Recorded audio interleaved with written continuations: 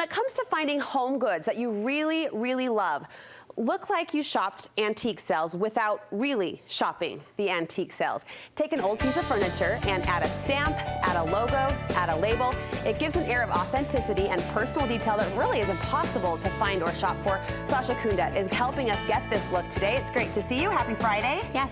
We're just combing over the pieces you brought in studio and dying because they do give that authentic, unique look that we all want to bring into our homes. Right. What have you done for? What have you done here?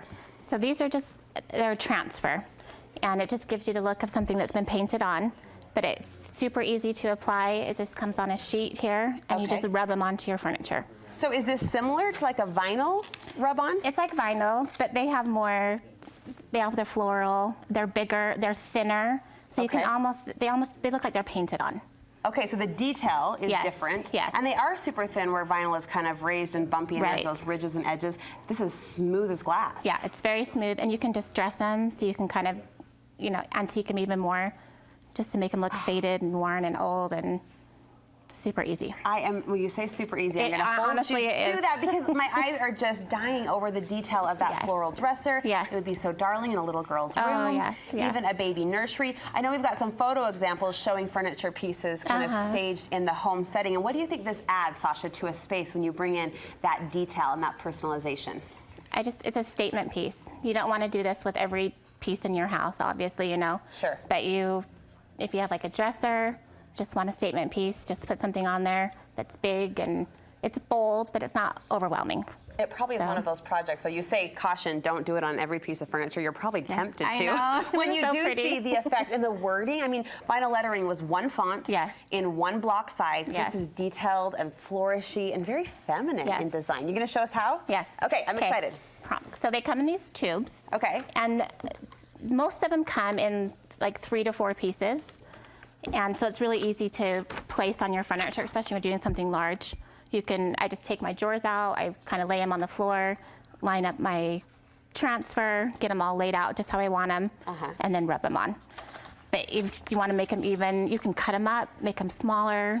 You don't have to use this exact, you don't have to do like the whole floral design. You could just choose a few pieces out of it. So don't feel limited by the sheet itself. Kind of get creative in your placement and kind of how you restructure. I have to tell you, I would walk past that. I know. On a store aisle, because I would think, cheesy, right? Just looking at the front of it. But you see how gorgeous and sophisticated it is when the right application is put into play. Okay, so we spread it out, we place our letters. So they come on the sheets, and you peel off the paper backing. So you kind of want to get them placed on your project first. Okay. Make sure everything's placed well. And then you just peel off the sheet, and I've already done that on this one. Okay. So you peel it off. They come with full instructions, and they come with this little stick.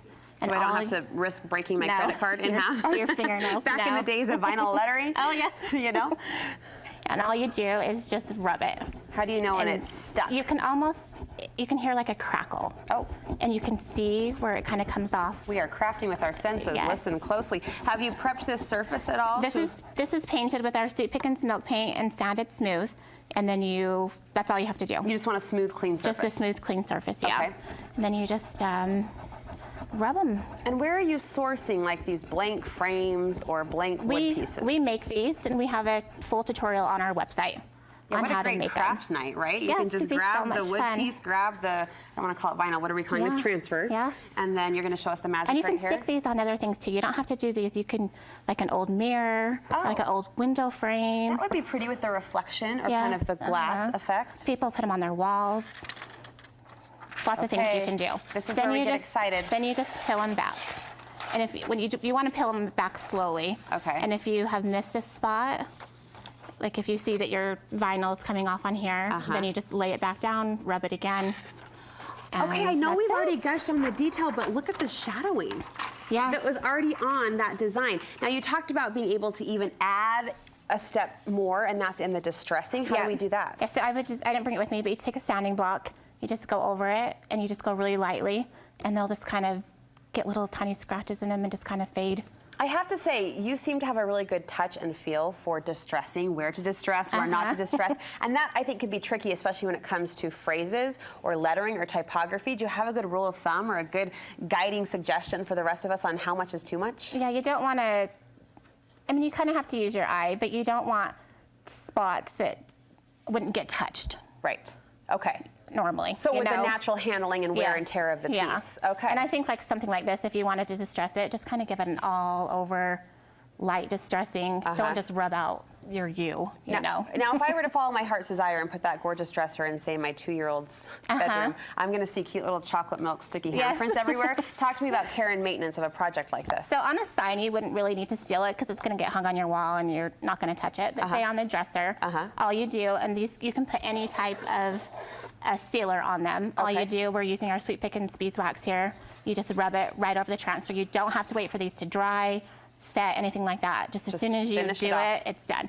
So you just rub it over, wipe off the wax. I missed the $20 question, I'll say. Where do we get these? We can get them on our website, sweetpickinsfurniture.com. Really cute. Thank you. Really cute, and you can help us with all of our furniture needs and projects. Yes. All right, we'll link you over to their website if you want help or inspiration or tutorials for making a project like this, a piece like this for your own home. Sausha, thank you so much.